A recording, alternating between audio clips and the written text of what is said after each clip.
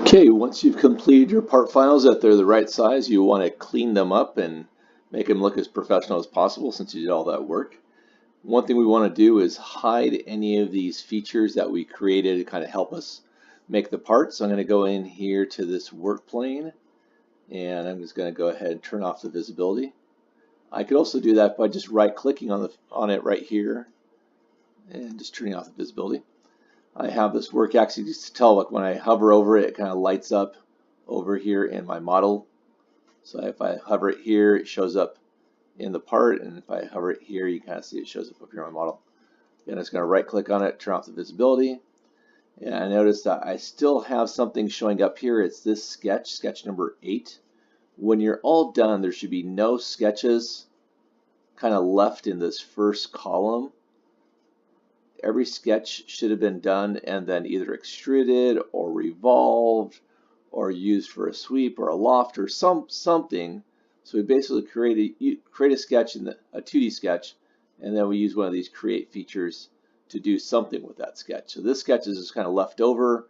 I started it, I never did anything with it, so I'm just going to right click and delete it. Nothing's going to happen because I never used it for anything, so it's not necessary to be there. So now everything's cleaned up, work planes are hidden, axes are hidden, leftover sketches are deleted. The part's finished, it's the way I want it to be, but I want to change the materials and its appearance. So I'm going to go into where it says generic here. This is what it's made out of, and I'm just going to say it's made out of wood. And then its appearance, I'll come in here and say it's made out of this kind of yellow pine. And if I wanted to kind of tint that a certain color, I could do that as well. Let me do this. Let me highlight the part first, so letting you know I'm going to do this to the entire part, not just a certain face. So maybe I'd give it a little bit more of a goldeny kind of look. So now once I have that part completed, and if you want to make all your parts the same, let's see, let me do this again. Let me go back here, sample this one. So this is red, green, and blue. So if I want the other ones to be the same, if I use that same, I could just type it in. Let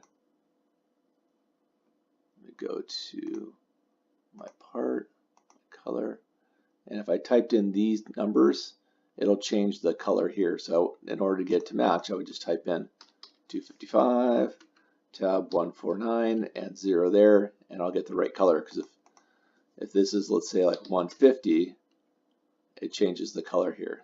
So it's the combination of red, blue, and green that gives you the color you want. So if you want all your parts to match, just oops.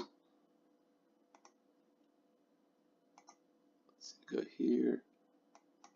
255. Yes. If you want all your parts to match, keep track of how much red, blue, and green goes into that color. So make sure that your parts are cleaned up, the materials and the appearance and any coloring that you want to do is completed on the individual parts.